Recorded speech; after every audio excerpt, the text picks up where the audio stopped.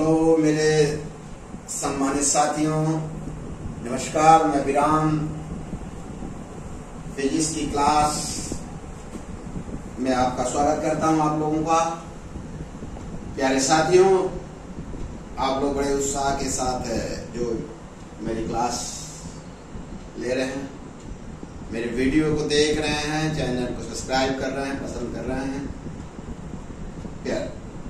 प्यारे साथियों, प्यारे बच्चों, आपके लिए बता दूं, बोहर एटॉमिक मॉडल का जो टॉपिक चल रहा है, परमानेंट ऑर्बिट में जो इलेक्ट्रॉन की जो रेडियस है, वेलोसिटी है, इस पर चर्चा हो चुकी है। परमानेंट ऑर्बिट माने अस्थाई कक्षा की त्रिज्या का क्या फार्मूला है, क्या एप्लीकेशन है, कंडीशन में कैसे आते हैं, उससे संबंधित प्रश्न कैसे रिलेटेड है, बोर्ड में कैसे आते हैं, सारी बातें आप सीख चुके हैं। दूसरा था बोहर की अस्थाई कक्षा में जो इलेक्ट्रॉन का वेग है, उस वेग से रिलेटेड क्या प्रॉब्लम आती है, कैसे आती है, बोर्ड में कैसे आप उसे अच्छा करेंगे, सारी बातें सीख चुके हैं अच्छी तरह से, क्योंकि आपका कमेंट्स पॉजिटिव रहा मेरे लिए। आज हम जो लेक्चर 5 की चर्चा करने चल रहा हूं, इतना जान लीजिए, यह बहुत इंपॉर्टेंट टॉपिक है। इतना इंपॉर्टेंट है कि जो कि बोर्ड परीक्षा में भी और कंपटीशन में बहुत आता है। अस्थाई कक्षाओं में इलेक्ट्रॉन की ऊर्जा, वेरी इंपॉर्टेंट टॉपिक, स्टार लगा लीजिए इसको। प्यारे बच्चों, आप जानते हो इलेक्ट्रॉन नाभिक के चारों ओर अस्थाई कक्षा में चक्कर लगाते हैं। जब गति कर रहे हैं इलेक्ट्रॉन के वृत्ताकार पथ पर, गति है तो गतिज ऊर्जा होगी, और वे इलेक्ट्रॉन नाभिक के साथ बंधे हुए हैं, अर्थात इलेक्ट्रॉन और नाभिक के बीच आकर्षण वैद्युत बल के कारण वो कक्षा छोड़कर बाहर जाते नहीं, जब तक उनको बाहर से किसी प्रकार की ऊर्जा नहीं मिलती। इसका मतलब नाभिक के चारों तरफ घूमता हुआ इलेक्ट्रॉन क्या करता है, नाभिक से बंधा है। इसका मतलब इलेक्ट्रॉन नाभिक के चारों ओर घूमते हुए इलेक्ट्रॉन में स्थितिज ऊर्जा, पोटेंशियल एनर्जी होती है। प्यारे बच्चों, इसका मतलब इलेक्ट्रॉन की कुल ऊर्जा इलेक्ट्रॉनों की गतिज ऊर्जा और स्थितिज ऊर्जा के योग के बराबर होती है। इसका निष्कर्ष ये निकला कि जो अस्थाई कक्षा में इलेक्ट्रॉन की जो कुल ऊर्जा होगी, इलेक्ट्रॉन की गतिज ऊर्जा तथा स्थितिज ऊर्जा के योग के बराबर होती है। अब आपको हमें यह सिखाऊंगा, आपको जानकारी करना होगा, सीखना होगा, अपने टारगेट के लिए बोर्ड परीक्षा में कैसे हिट करेंगे, कैसे अच्छा नंबर गेन करेंगे।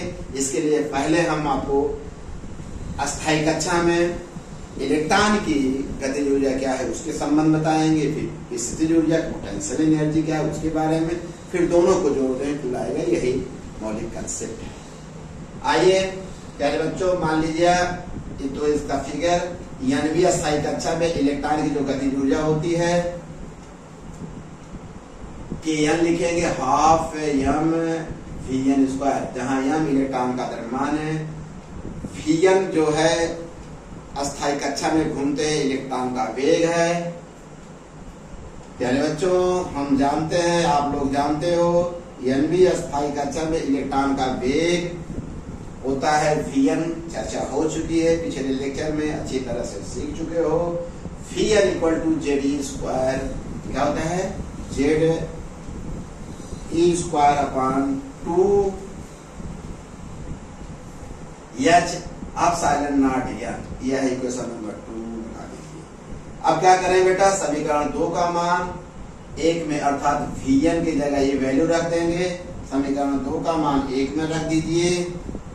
तब क्या मिलेगा, k n equal to half m into v n की वैल्यू रख दिए हैं, इसका स्क्वायर कर दीजिए तो ये मान प्राप्त होता है। K n equal to m e power 4 z square upon 8 h square epsilon 0 square n square, समीकरण 3 बना दीजिए। यह हुआ अस्थायी कक्षा में यानी भी अस्थायी कक्षा में घूमते हुए इलेक्ट्रॉन की गतिज ऊर्जा। हो गया बेटा। अब हम जो इलेक्ट्रॉन में स्थितिज ऊर्जा होती है उसकी चर्चा करेंगे। यानी भी अस्थायी कक्षा में इलेक्ट्रॉन की जो स्थितिज ऊर्जा का फार्मूला आप पढ़े हो, U = 1/4πε0 Q1 Q2/R। पहले से चैप्टर 1 की चीज है प्यारे। इसलिए ये छोटी छोटी बातें जो मौलिक कंसेप्ट है आपको याद रहना चाहिए, याद है। तो अब यहाँ U1 = 1/4πε0 प्लस JD × -E। क्यों प्यारे बच्चों? जैसे इलेक्ट्रॉन है ऐसे फिगर आपके पास है, ये नाभिक है, नाभिक पर आवेश JD होता, बाहरी कक्षा में इलेक्ट्रॉन ही, और इनकी बीच की त्रिज्या होकर बीच दूरी को अस्थायी त्रिज्या Rn। इसीलिए यह Q1 है, यह Q2 है बटे R। इस फार्मूले से ये लिख दिए हैं -E, क्योंकि इलेक्ट्रॉन पर आवेश क्या होता है? ऋणात्मक होता है। अब बेटा इसको हल कर दो तो आएगा U1 = -1/4ε0 Ze²/Rn। अब अस्थायी कक्षा की जो त्रिज्या होती है उसको आप जानते हैं सूत्र, इसके पिछले वाले लेक्चर में आप जान चुके हो। वो क्या है हम जानते हैं। यानी अस्थायी कक्षा की जो त्रिज्या होती Rn = h²/0 n²πmZe²। ये समीकरण 5 का मान समीकरण 4 में रख दीजिए। तो रख दीजिए तो ये आपको मिलेगा U1 = ये वैल्यू आप रख दीजिए।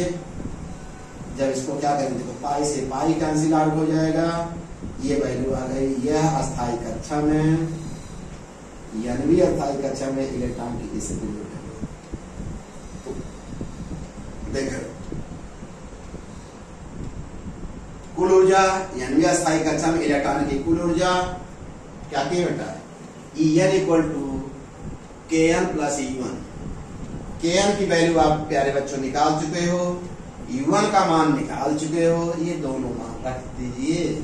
जब दोनों मान रख देंगे तो यहाँ देखिए अगर यहाँ से 2 से गुणा कर दें, 2 से भाग, नीचे की वैल्यू क्या हो जाएगी? समान हो जाएगी। ये घटा देंगे तो यह ऋणात्मक आएगी। अगर आपको ऐसे भी नहीं समझ में आ रहा है तो क्या करेंगे? कॉमन कर दीजिए। जब कॉमन कर लेंगे तब हो जाएगा ना 1/2 - 1, तब भी यही वैल्यू आएगी। आफ्टर सॉल्विंग ये मान आ गया प्यारे बच्चों।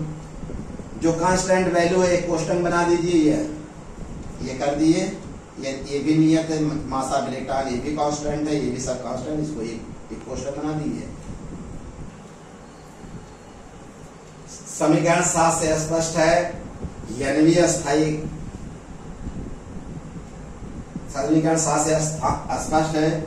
क्या स्पष्ट है? नंबर 1 ऋण चिन्ह क्या बता रहा है कि जो इलेक्ट्रॉन की कुल ऊर्जा है वह ऋणात्मक है। इस कथन का तात्पर्य है कि इलेक्ट्रॉन नाभिक से बंधा हुआ था। किसके द्वारा बना? प्रबल आकर्षण बल द्वारा। अच्छी बात है। नंबर 2 यानी अस्थायी कक्षा की जो कुल ऊर्जा है वह परमाणु क्रमांक के वर्ग के अनुपाती होता है तथा तीसरा क्या होगा? मुख्य क्वांटम संख्या या कक्ष संख्या के वर्ग के व्युत्क्रमानुपाती होता है। ये बेटा हो गया। क्योंकि हाइड्रोजन परमाणु के लिए हाइड्रोजन आइटम जेड का मान 1 होता है, परमाणु क्रमांक 1 होता है प्यारे बच्चों।